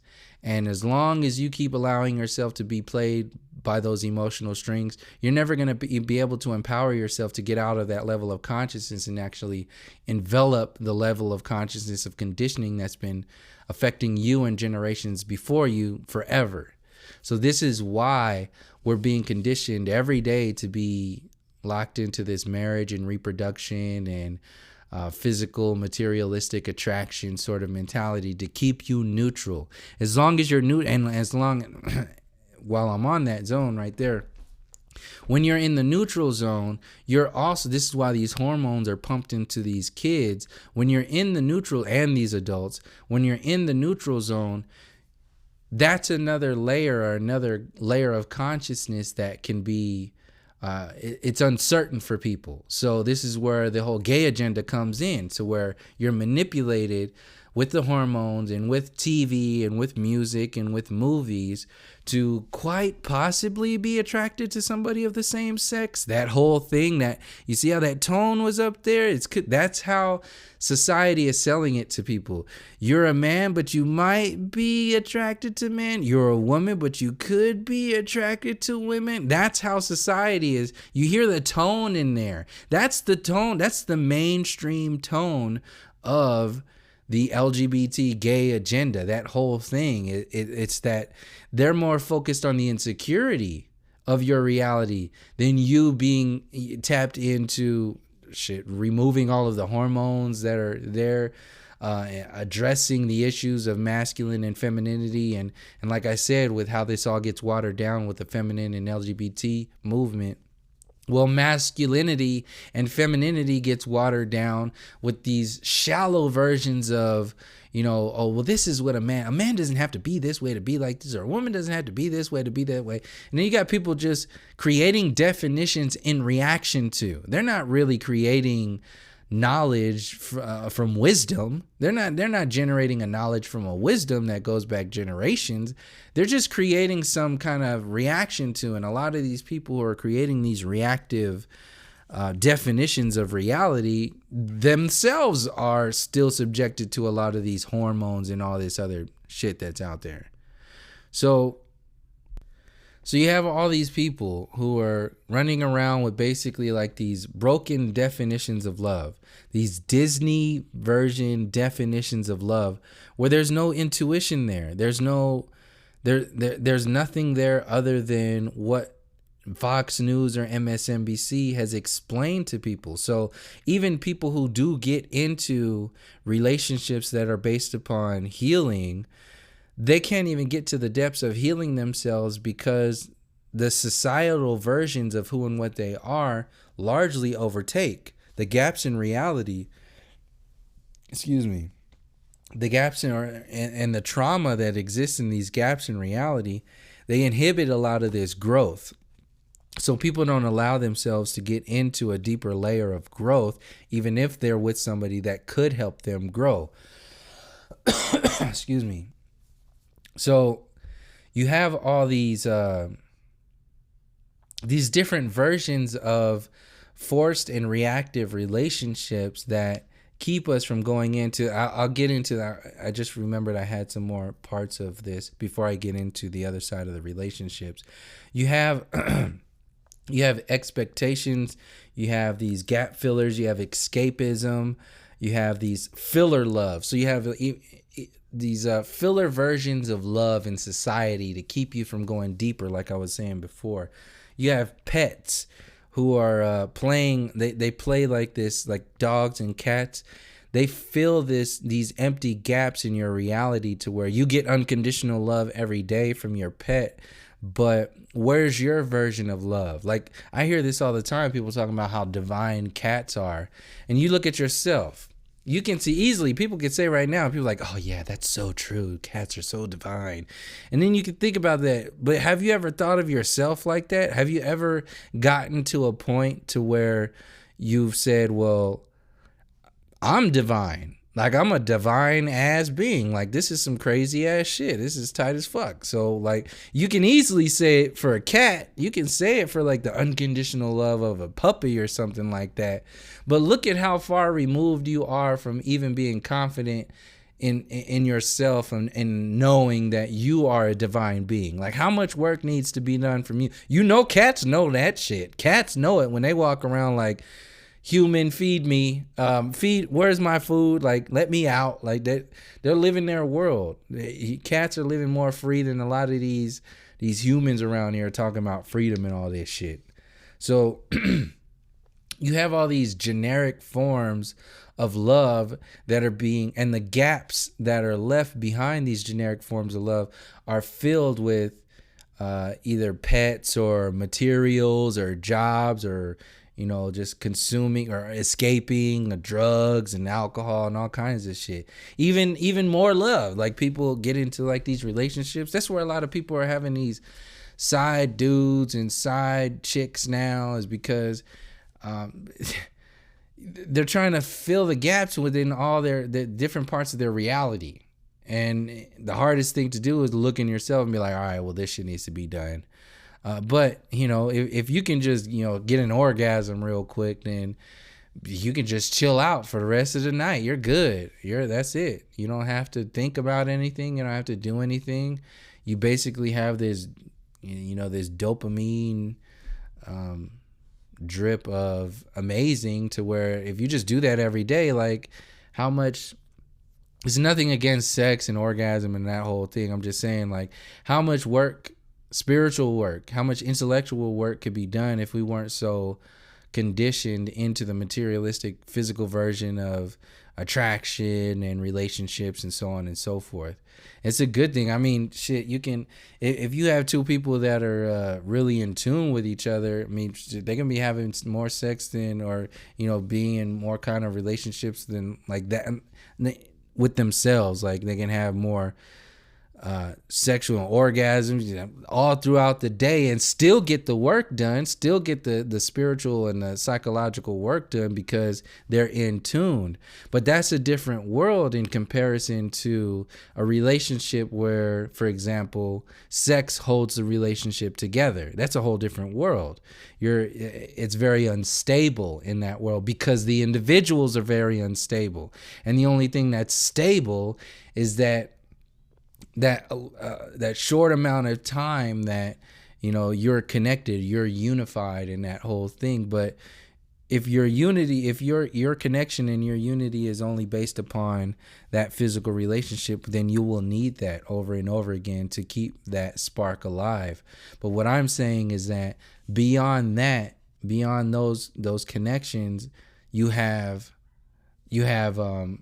the intellectual attraction, you have the spiritual attraction, you have the intellectual, the psychological relationships, or the spiritual relationships. So just as much as you can get into a physical attractive relationship and not even think about psychology or think about the spirit, you get grounded by the physical attraction, and then you do that work.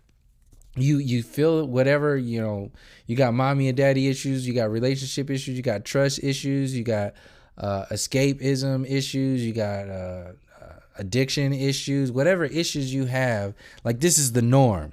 And you have people getting together more frequently on like dating sites and all this other thing. So more and more work is appearing to get done, but it's not getting done. This is why you have these people who are now getting tired of these online dating sites. Like I did, what was it, like 2010 now? Like back in 2010, like that's when I started to realize the downfalls of that and how this was affecting society and me as an individual, and what I was really looking for. So we're hitting that point to where the mind control programs of this society are hitting that peak to where people are starting to reverse it and say, like, something's wrong with this. Like I don't see the benefit of, there's no benefit in having like all these men or all these women that you're sleeping with. There's no benefit in that shit because you're just run dry and you're not worth a damn. There's nothing there to you other than, this basic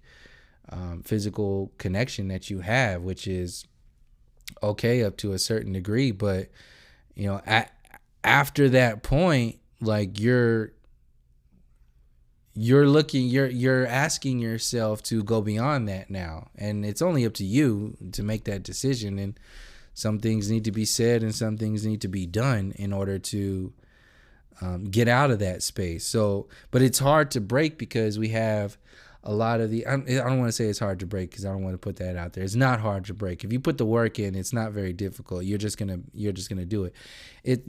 The only reason why it can appear difficult is because society is based upon keeping you in those traps. That's the norm. It's difficult to get out of the social norm because once you break away from the social norm, now you're getting into a space of critical thought of yourself, critical connections with yourself, more conscious realities of yourself and your surroundings and your relationships. See, those are whole different. That's what's actually difficult, because in order to get into that space, you have to have processed the majority of all the garbage and the junk that's in your reality, that's in the way, that keeps you from going into the depths of a deeper relationship with yourself, and then in return, a deeper relationship with a loved one. So yeah, that's basically it. I didn't have to go into the depths of intellectual attraction and spiritual attraction, because you can get that on your own for people who get where I'm coming from up to now. Basically, it's after you break out of the forced attractions, if that was in your life, or the reactive attractions, which still exist in a lot of people's lives.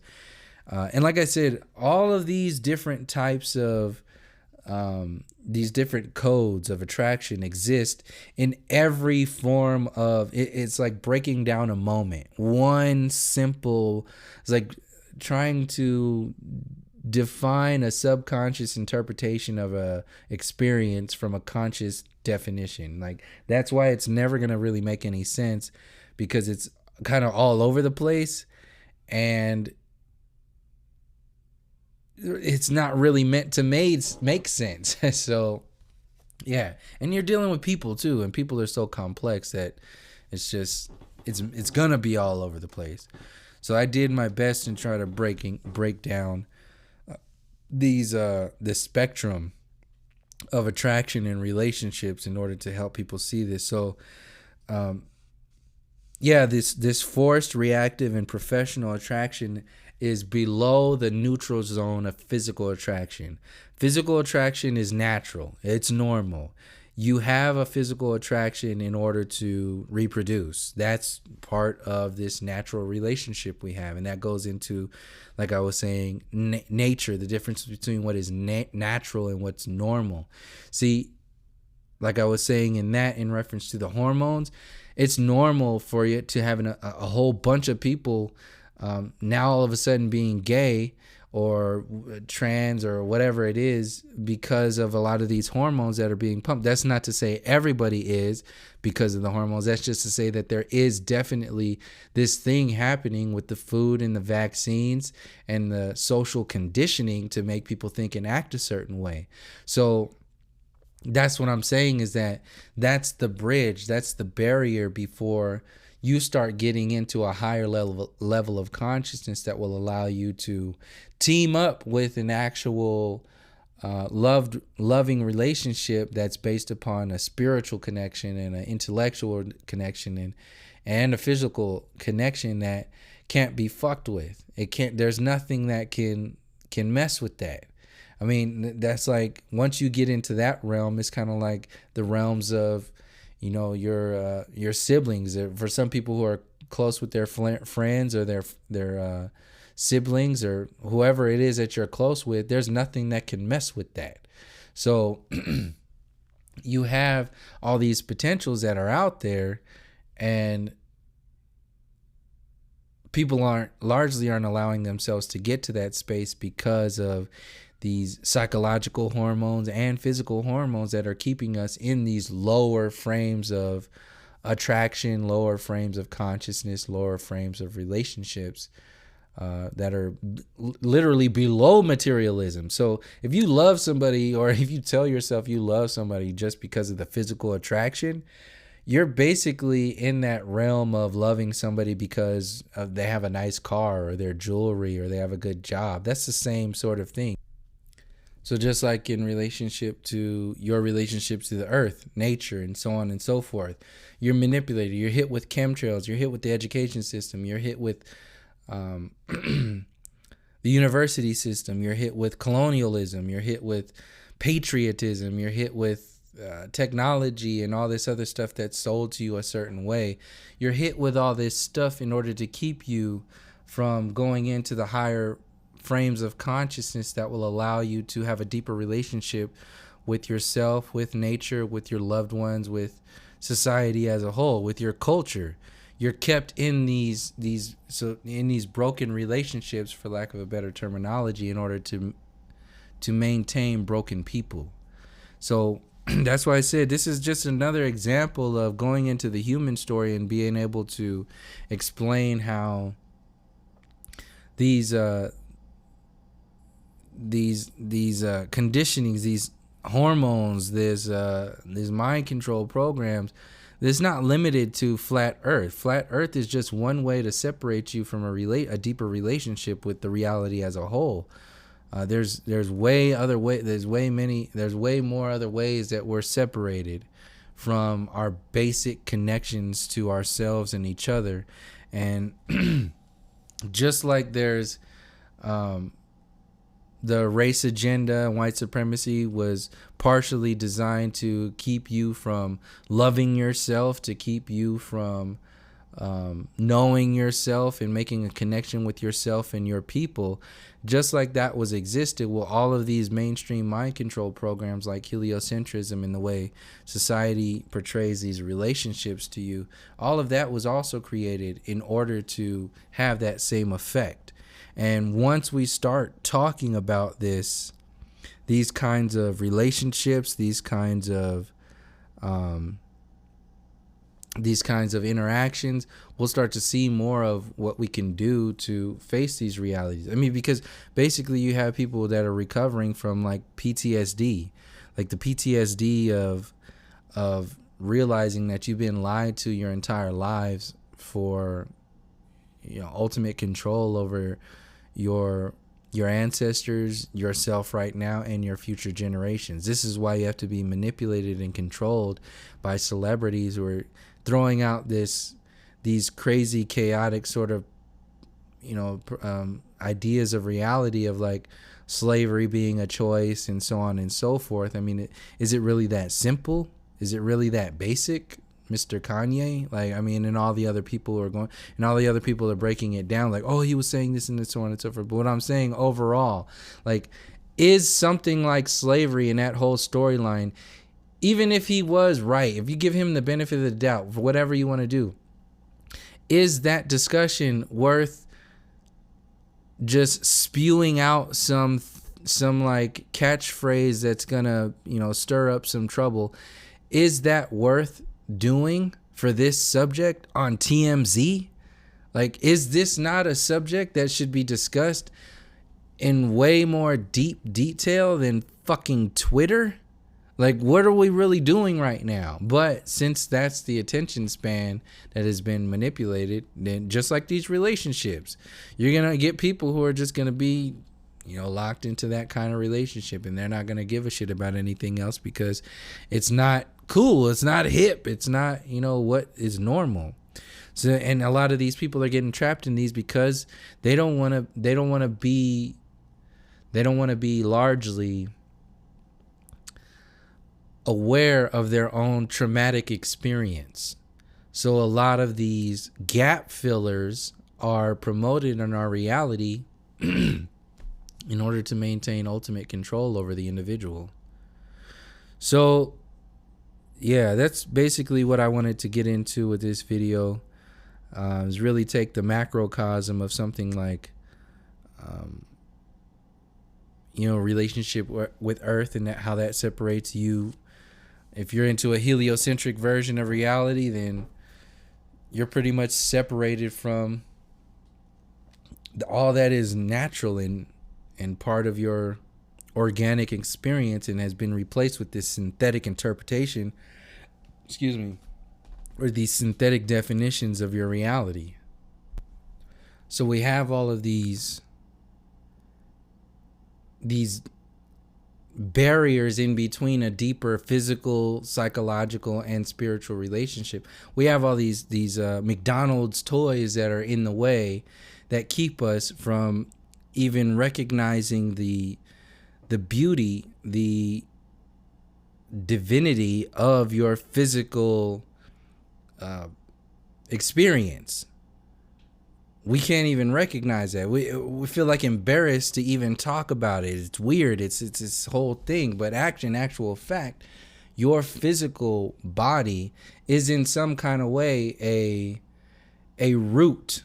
It's a ground of some sort for you to get into a higher frame of a spiritual relationship with yourself and an intellectual or psychological higher mind relationship with yourself. If you're consuming yourself with the lower bodies of the physical desires and the physical all of that, like I said, the difference between being consumed by your emotion and being aware of emotion, that information, there's two different worlds where you can also be consumed by the physical reality and be aware of the physical reality. Those are two different things. So if you're consumed by the physical reality, that's just like being consumed by your emotions. Whereas if you are aware of your physical reality, that's when you can tap into that physical access point and ground yourself in to project into the higher realms of the higher mind and the spiritual relationships.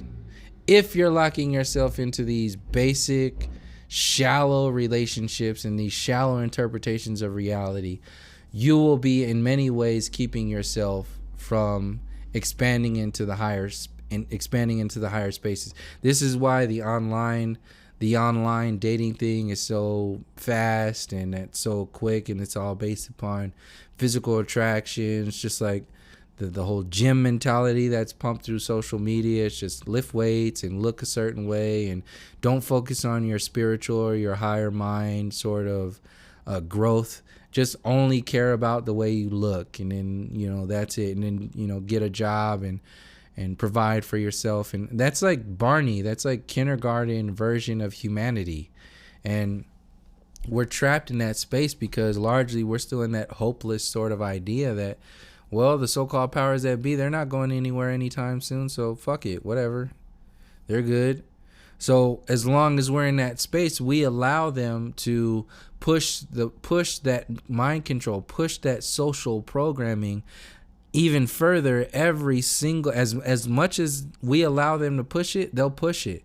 So this is why you have all of this desensitizing. This is why you have a porn star now in communication with, or in the same discussion with, the president of the United States. What this does is it totally desensitizes you to the porn industry. It desensitizes you to the sexualization of society as a whole, and it desensitizes you to like regular, like your idea of normal changes. Like when your president is a guy like Donald Trump, your ideas of normal in society adjust. This is why you see so many things that are just so jacked up right now, and you have these people who are saying the most racist and out of line shit, all kinds of all over the place, because they've been given the platform to express that low budget, low ass consciousness. And it's not like it hasn't been there before. They just been hiding it. That's what I've been telling people who say, oh, well, that stuff happened a long time ago and those people don't exist anymore. Yeah, look around. See a lot of these so-called Trump supporters and all this other shit, and see if you can still say that. If they were given the okay to lynch people today, how many people will you think would be lynched there? They're still doing it. They're already doing it. I just saw a picture. I'm going to share it in this video. If I remember towards the end of this, there's a video of some boys or some young kids that were lynched by two or more white, so-called white, older white boys just recently. I mean, so if that's happening with the kids, it first had to exist inside the house with the family.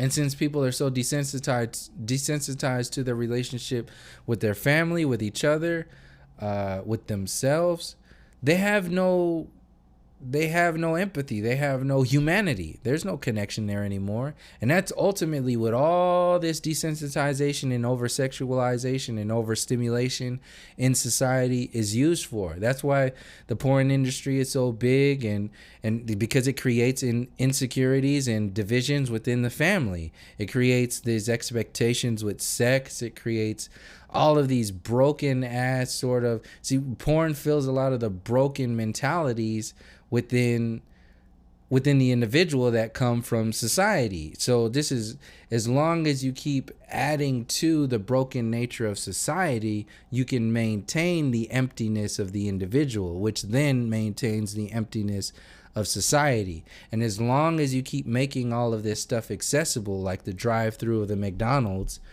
just like porn, and you can't go on social media without seeing somebody shaking their ass, or Beyonce being praised by the First Lady, Michelle Obama, talking about, oh yeah, she couldn't be a better role model for my kid and my kids. And then you have all these celebrities who are just flaunting. You got Cardi B out there talking all her shit. Now it's about her having a baby and so on and so. You see how shallow this is. And I had to go in on this video on an extended amount of time because I'd been saving this video for a while now, and wanted to do it right and really go into how important this is, because I even see a lot of this shit, like, and we don't see a lot of this stuff in like, I would imagine. I forgot to mention, but it feels like I'm picking on them sometimes, but I'm not, because it's just obvious, and some people, they already know exactly what I'm talking about, where I'm coming from. But this shit exists even in the flat earth community. Look at the relationship. Look at the secret show with Mark and Patricia. And look at how Mark plays that whole, like, Patricia can't talk about her shoes. She can't talk about a microwave dinner. She can't talk about her cats without it being sexualized by Mark in some kind of way. She could talk about, oh, she could bend over. Ooh, oh, hey, baby, he's drooling at the mouth like a little fucking man child. Like, this shit is everywhere. Like, until we fix this shit, like, what the fuck are we really talking about doing? Like, what are we really doing? Like, he's still acting like a child. Like, and I'm not, this is not to put an I'm just using him as an example. He can think and act the way however he wants. But what I'm saying is that that's a good example of us missing a lot of the big points, like, especially in reference to flat earth. Like, that's no difference than people only talking about flat versus globe and never really going into the lie that is heliocentrism and all the power and control that came from the lie, where you get consumed by just having flat earth get into a fight with the globe earth, and who's gonna win? Well, flat earth is gonna win because we have truth on our side. Okay, well, let's just say you win, and then they co-opt your little win. Now what? You're still stuck with your little drooling, horny ass talking about whatever with Patricia, just like drooling at the mouth, like, oh, hey, you talking about your shirt? Oh, what? That's a fancy little necklace you got on there. I can almost see down there. It's just, it's ridiculous. And look, you can go through any one of those videos, and I guarantee you're gonna see some little dumbass like thing like that come about again. It's sick. It really is. But that, if you ask me, that's more important to address than even shit like flat earth. The relationship between a man and a woman, friendly or not, the relationship in that space needs to be addressed more than fucking flat earth. Because like I said, you can, tomorrow everybody can wake up in the morning and flat earth will be the known and everything will be cool. You'll still be stuck with a whole bunch of broken ass, traumatic, like broken down people just on a flat earth. And now what? Now you're gonna have to deal with what I've been saying we should have dealt with in the first place before any of this flat earth stuff came about, or at least at the same time. At least put it up there, because if you don't, you will be setting yourself up for failure. You will definitely be setting yourself up for failure.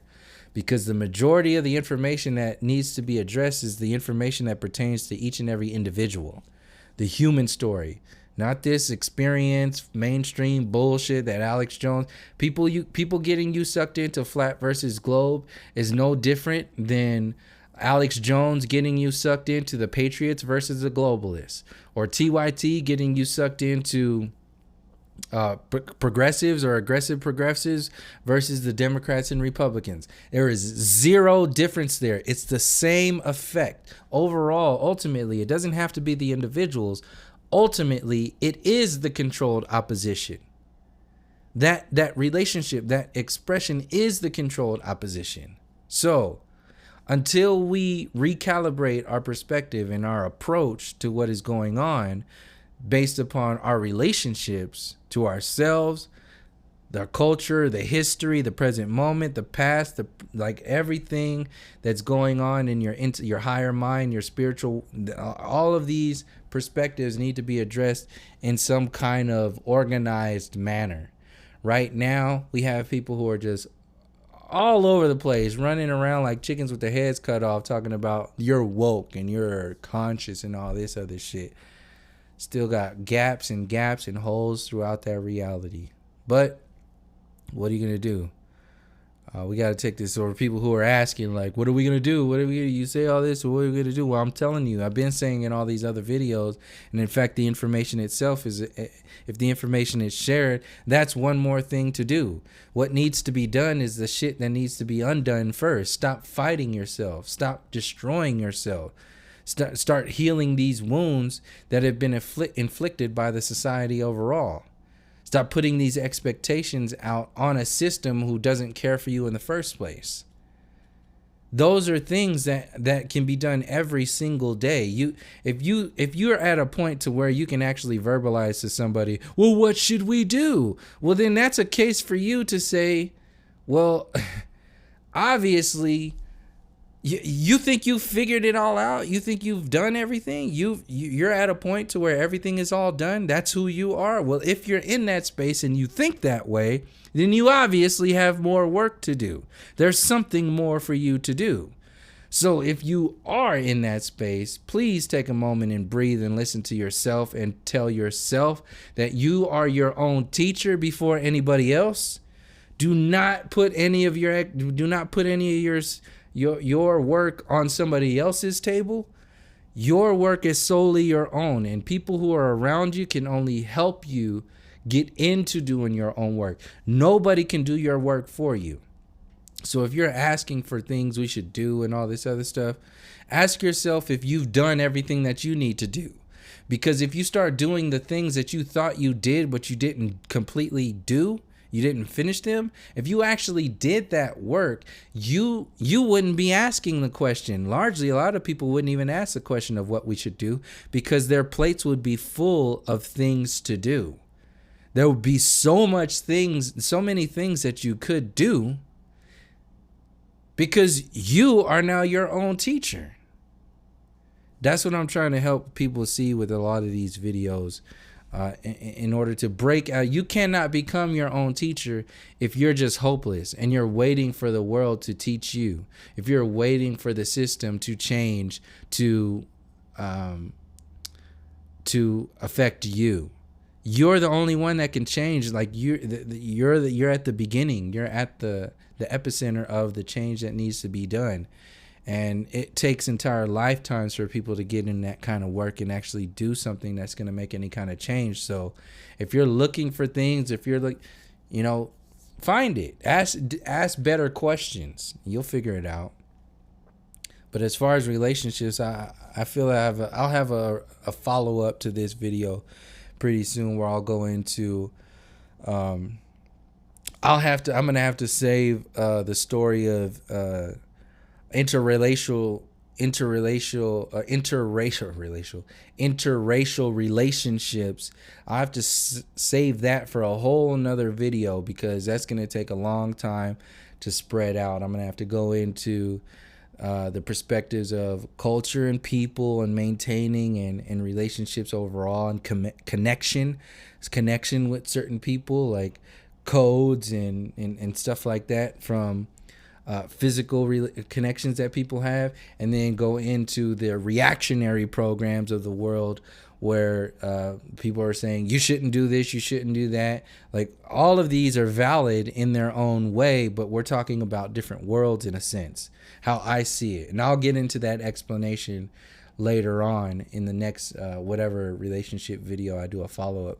But that's going to be a whole nother video, because that's very important, and a lot of people are trying to skirt around this information, or just, ball it up into one little thing and act like this is all it. But I think there's more to be spoken about. There's a lot of different parts. Like me, I'm a so-called mixed person. So should I not exist? Like, what are my parents wrong? Like, what, we need to start talking about this and really kind of define our reality, put our definitions out there and say, you know what, we need to figure this shit out. So I'll do that in the next video. I'll kind of lay all those points out about what's going on, what people are reacting to. Like, white supremacy is also a part of that too. People are largely staying in certain relationships in reaction to white supremacy. Whereas, what would relationships be like without a world of white supremacy? It's not to say everybody is all the same and all that other stuff. It's just to say, like, what are the questions? Are we raising these questions, or are we just reacting emotionally? A lot of the times we're reacting emotionally, and since there's some information behind it, we think that's it, and it's not. It's more than that. So for now, I'll cut this off. I'll leave it for the next video. Thanks again for all the support from all the new subscribers and the old subscribers. I'll continue putting out content as I see fit. And thank you. I really do appreciate all the support. So until next time, from all my relations, peace, love, and harmony.